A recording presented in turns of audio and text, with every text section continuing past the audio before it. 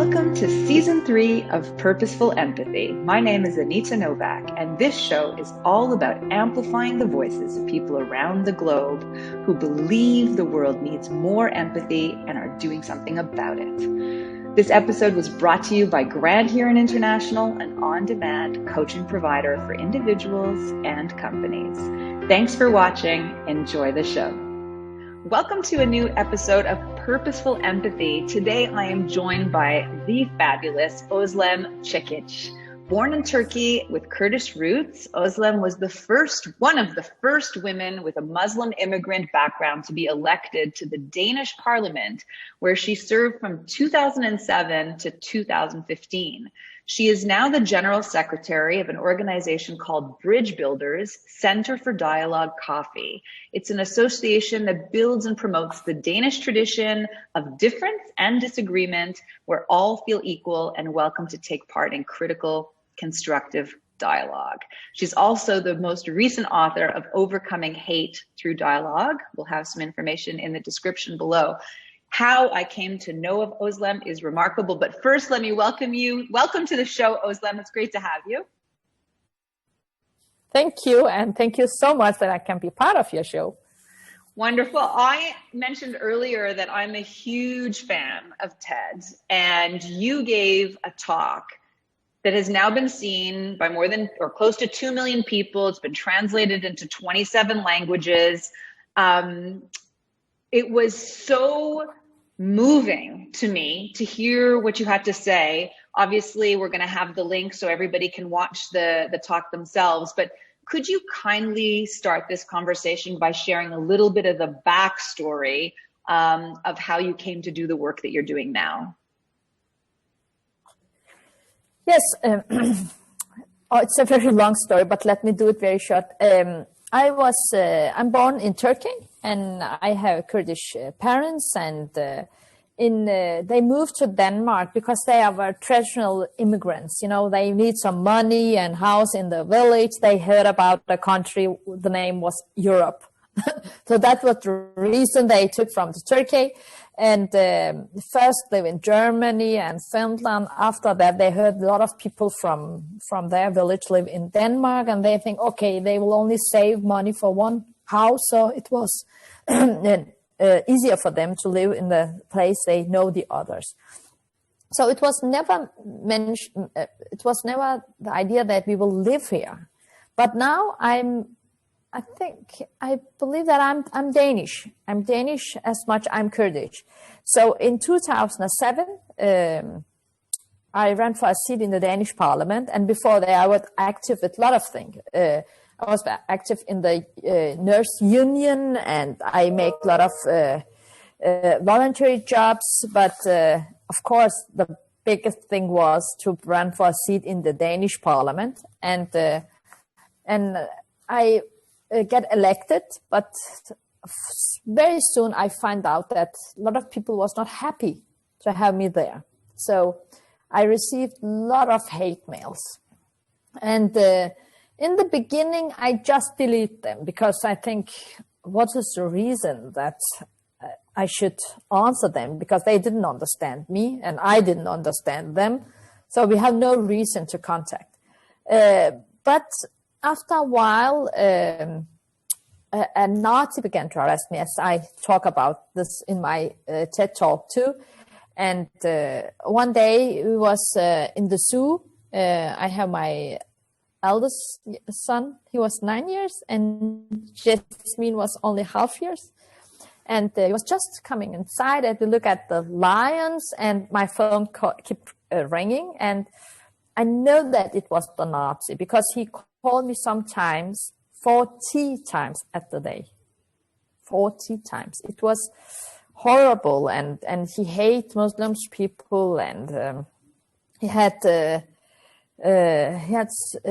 attacked Muslim women on the street, and so I was afraid. So we have go home, and when we got back, so my son asked, "Why does he hate you so much, Mom, when he doesn't even know you?"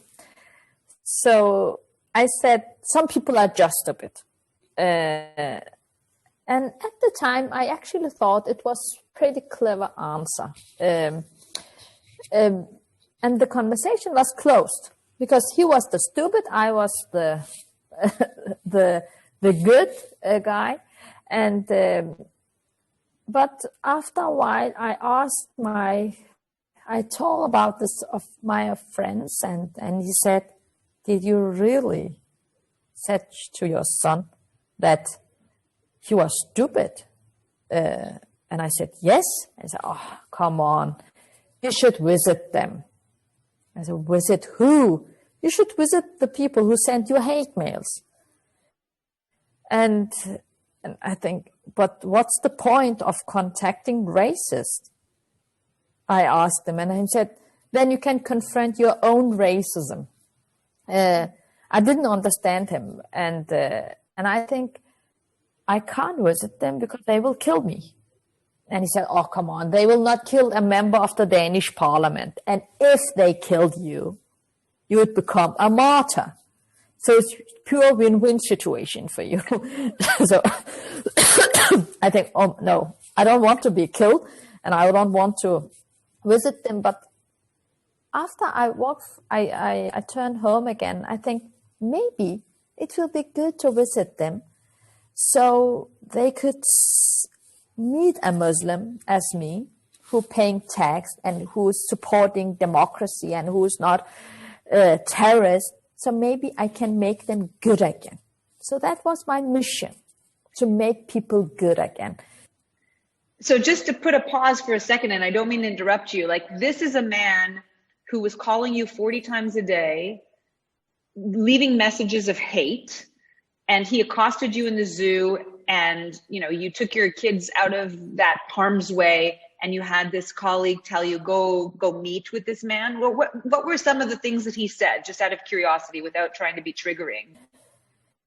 It could be that I should go back to home. It was Turkey. That he hate racists, he hate Muslims people, or sometimes he just called me, and I could hear him walk, I could hear him breathe. So it was so bizarre, but I hear after a while from the police that he had attacked Muslim women, and that was the reason I think, oh my God, so he can't use violence, so I should do anything to protect me. And it is so strange with the affair, when you are afraid, when you afraid of something, when it took at you, all the feelings, you are so irrational. For example, I park my car in different places, and I call to my husband and say, if I'm not home in 22 seconds, it's because I'm dead. You should come out and see at me. And sometimes I could be in a line, and with someone who's moved very quickly, I was so angry because I think, oh, maybe it's him. Maybe it's him. But I didn't want to contact him, but I want to open my folder where I have saved all the hate mails. I think maybe some of them, they want to meet me, because I asked the police with the Nazi. He said no, he don't want to meet me. So I started to read all the emails, because a lot of them I didn't read them, because it's very, very easy to know about how it's a love mail or hate mail. So when people start to call you a rat, a whore, you know that they will not invite you to a dinner. So you don't have any reason to read all the emails. So I just saved them, and I saved them because one of my colleagues said that if something happens to you, when something happens to you, it'll give the police a lead. So that was the reason I saved the emails. But after my conversation with my friend, I decided to open the folder and look at all the mails. And there were hundreds of them, Anita. There were so many. And people call me everything. It's so many things. And it's because I was the first one of the first women with minority background and Muslim background who was elected in the Danish Parliament. So for many people, it was new thing. It was very provocating that I could give the speech in the parliament. A Muslim could give a speech. So that was the reason I received all the emails. Wow. Okay. So then you took the very bold, unusual, courageous, fascinating step of reaching out to somebody who had sent you hate mail to say, can I come over for a visit for a coffee? Is that what happened? Tell us the story. I decided to call Ingolf. And I think he was on my list 2 weeks. Because I have so many reasons to not call him. It's rain. I have too busy. I need some chocolate. I have so many reasons to not call him because it is very difficult to call someone who sends you hate mails and to say what. You can't have a very nice conversation because he, before that, sent you 10 emails. He called you a terrorist. So, but I have a purpose. I think, okay, I will visit him. I will make him good again. I can write a thing about it in the newspaper. I can tell people how good person I am. So that was the way I could accept that I should visit him. So I have a purpose for the conversation. So one day I decided to call him, and I can remember I was sitting in my car, and I think, okay, let me try once because he will not take the phone, and I can tell the others that I tried, and I can move in my life. But to my surprise and shock, he answered the phone, and I blurted out, and I said very quickly, "Hello, my name is Özlem. You have sent me so many hate mails. You don't know me. I don't know you. I was wondering if I could come around and we could take a coffee together." And I can remember that it was silence on the line, and then he said, "I have to ask my wife." I think, what? The racist has a wife? And it was the first time I could see him as a human. Because my father, he had very hard language. And but when people call him, and when we called him, he always said, "Let me ask your mom." And I think, oh my God, so Ingolf is as my father. So he asked his wife too.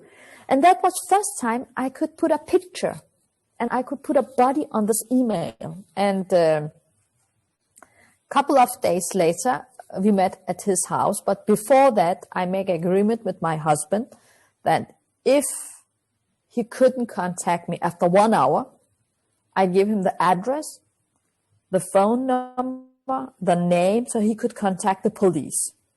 So that was, and I kissed him as it was the last time I will see him, and he couldn't understand it. So why are you doing this? Think about us and your children, your safety. And I think I have to do this. So we kissed each other as last time, and of course I come on the time because I think he will think, Ingolf will think, of course, Muslim, they can't come on the time. So he opened the door and he looked at his watch and he said, "Oh, what a surprise. You can't come on the time." So that was the first prejudices we have against each other. So, and I will never forget when he opened his front door and reached out to shake my hand. I felt so disappointed because he looked nothing like I imagined. I expected a horrible person and a dirty, messy house, and it was not. His house smelled of coffee, which he served from a coffee set identical to my parents. So I was there 2.5 hours after 1 hour, I messaged my husband and say, cancel the police. He's very nice. Yeah. Yeah. And we have so much in common, you know, even our prejudices were alike each other. And it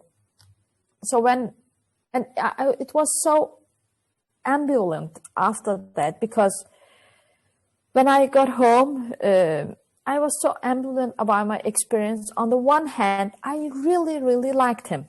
He was easy to talk to. He was so undiplomatically, and he was quickly, and he was fun. And on the other hand, I couldn't stand the idea of having so much in common with someone who had such clearly racist views. Gradually and painfully, I came to realize that I am being judgmental, just like the one who has sent me the emails. Yeah. You know, it's worth pausing here for a second, because that is profound. So you're meeting with a man who sent you messages. You discover that, you know, he reminds you a bit of your dad because of let me check in with my wife. He's, you know, got a clean house. He doesn't look anything like you're expecting. And you sit down for 2.5 hours and came to the conclusion that you also had to unpack some prejudices? Yeah, but not in the meeting, because I can remember when he showed me his house, I try to find a smell like something bad, you know? It will be so great if it smelled bad, but it smells like coffee. And I look at the trash. I think maybe he have a lot of trash in his rooms, but he has so many green flowers. And I think, why is so important for him to all these flowers? And he talk about these flowers and how he give them water, and some of them love the sun, and some.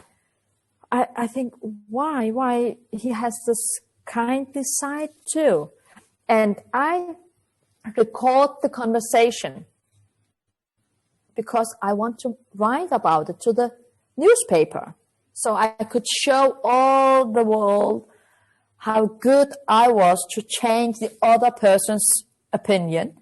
And after that, Ingolf told me that he recorded the conversation too, with a secret camera. He had put it behind the books because he didn't trust me too. So, but after 1 hour, we talk about our childhood, and he talked about his father, and Bente, his wife, was there, and we laughed together. So I forgot all the stuff I recorded. So we just talk about the normally problems, you know, all the day problems. And but in my conversation, I could hear myself to be the lawyer for the Muslims. So when he attacked the Muslims, I said, no, that's not true, because if you know the numbers, no Muslims, not so many Muslims are terrorists, not so many Muslims are not paying tax. But Ingolf's problem was 2 Muslims from his street. They make the problem. But I couldn't acknowledge, I couldn't say that is a problem. So I generalized as he generalized. So when he said all the Muslims are like this, I said all the Danes are like this. So after, when I got home, and I can remember the first Friday, I have a dinner with all my friends, and I talk about the Ingolf. I talk about, oh my God, he loves flowers, and I make joke, and they laughed, and it smells. I couldn't understand why it don't smells bad, and they laughed. First after, I couldn't see that they laughed at me, not at Ingolf. So, and some of them said, yeah, I can see you don't have any prejudices, Özlem. I said, yeah, exactly. I don't have any prejudices. And it was one of the first time I think, oh my God, do I have any prejudices? And but I know I have prejudices, because before Ingolf, I hate some other groups, but I never told it to anyone that I have prejudices against other people. When I was young, I hate Jewish people. And my religious views were very extreme. And when I was a little girl, I saw photos of dead Palestinian children. And that was the reason I hated Jews. Then a Jewish girl started at my school. One day I was sitting in the playground when she asked me if I want to play basketball with her. And my first thought was, I can't play with a Jew when I am a friend of the Palestinians. But I played with her, and anyway, and I also said yes when she invited me to her home for lunch. And to my surprise, I found that I could eat everything at her house, because just like me, she didn't eat pork. And gradually, my friendship with her vaccinated me against my generalizations against Jews. And today, I really feel that I am part of the Jewish community in Denmark. I have so many Jewish friends, and their pain is my pain too. But as a teenager, I was receiving end of the hate. One day, I was walking down the street, and I was wearing a headscarf, and suddenly a young guy spat at me, and I couldn't bring myself to remove the slime that was hanging from my headscarf. So I hated him and all other Danes. But when I started working in a supermarket, I met my boss, and she was so nice. So my friendship with her vaccinated me against my own prejudices against Danes. So when I visit Ingolf, I thought that I didn't hate any groups anymore. I was already vaccinated against my prejudices against Jews, against Danes, and I have Kurdish background, so I hate Turkish people, but I get Turkish friends, so I didn't hate anyone. But after my visiting with Ingolf, I could see there was still one group I still hate, and that was people who vote for the right wings. And so that was the way I started to see my own role in the conversation, my own responsibility for the demonizing, for the polarization in the community. Yes. So you had not only that original conversation, but then you've gone on to have hundreds, possibly thousands of conversations with haters. And what did you learn through all of that? You know, during these meetings, a particular theme keeps coming up, and it shows up regardless of whether I'm speaking to a woman, a man, a Muslim, a Christian, people from US or from Turkey. They all seem to think that other people are to blame for the hate and the generalization of groups. They believe that other people have to stop demonizing. They have a long list. You know, they point at politicians, the media, their neighbor. But when I ask them, what about you? What can you do? They reply usually, what can I do? I have no influence. I have no power. But I learned that we all have power and influence where we are. So we must never underestimate our own potential. So if you ask me what I learned that the most important thing, that freedom and tolerance is the most important thing in a democracy, because people, they always ask me again and again if any of the people I have met for dialogue coffee have changed their opinions. But that is not the point of dialogue. Dialogue is not about changing people's opinions. It's about learning to live with the facts that we can have conflicting views. we can become aware of our own prejudices through dialogue. Then our prejudices can't control us to the same extent. But it is difficult because dialogue is the most difficult thing in a democracy. Debate is much easier because in debate you have always a winner and someone who's losing. But dialogue, you have to be equal. You have to listen. You have to understand. You have to put yourself in the other's shoes. And it is a big challenge. It sounds to me like, you've learned that you had your own prejudices. It sounds to me that, you have a newfound appreciation for what it takes to have a vibrant democracy, and that you do really value this idea of freedom and tolerance. But you as a person, as a mother, as a friend, as a wife, how has this journey impacted you on a spiritual level or a psychological level? And how have you seen it impact your family, your children in particular? I'm curious. Yeah.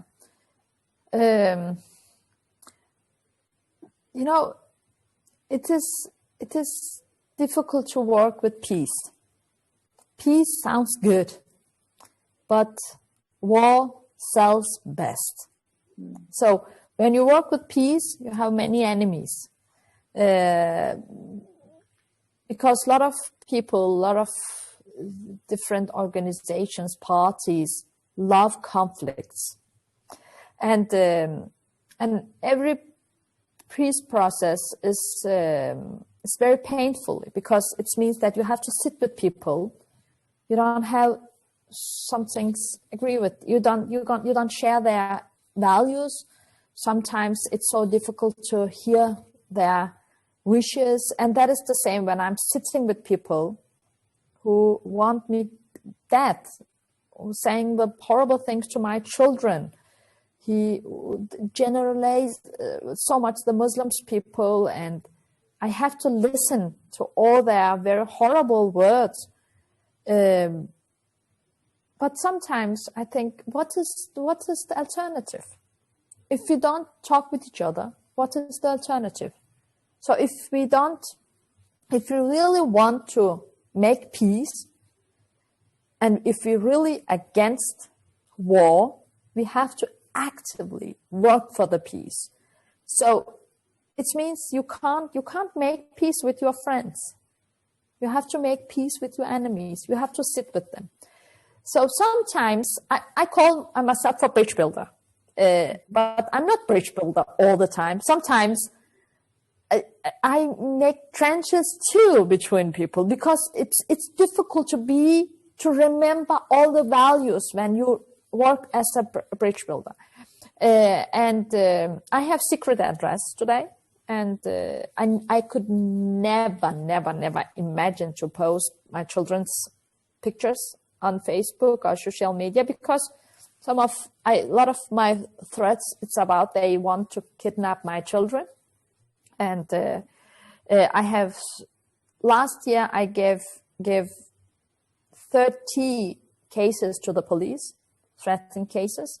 I have cases on the secret police, and but we have in Kurdish, we have a way to say it. In Kurdish, we say always, don't stop living because you are afraid to dying. When we label people and when we call them racist, we forgot to consider the whole person and instead reduce them to one opinion. And in the last 9 years of drinking, 10 years drinking dialogue coffee, I have not met anyone who has become less racist as a result of being called a racist. Never. Mm-hmm. So we all demonize. So my point is, my message is, let's start with us. Let's start with yourself. Let's start to acknowledge that you have prejudices too. Move yourself so you can move the world. Oh, what a beautiful way to end our conversation, Özlem. I had a huge girl crush on you as soon as I saw your talk, and I'm really profoundly moved by the movement that you're starting in Denmark. And I plan to join? Our international members allowed? Yeah. Yeah. Next week, next month, it will be possible. Thank you so much for taking the time. The last Kurdish thing, we said always, if the heart thinking the same thing, the food will always meet each other. Wow. So it will be, I can really fill your energy and your love too. And you have to know it is from me to you too. So I hope that that's not the last conversation we have. I love to come, so let me know it. Fantastic. Let's put Corona behind us and let's breed a new era of purposeful empathy and compassion and bridge building in the world together. I would love that. Thank you for being with me. Thanks for everybody who's watching or listening. Have a great day and see you at the next episode. What if you had access to your own council of coaches to help you break free from your thinking clutter, make that important decision, and liberate you from whatever is holding you back? At Grand Heron International, you get to select the coach of your choice anytime from any place. Visit grandheroninternational.com to harness the power of on-demand coaching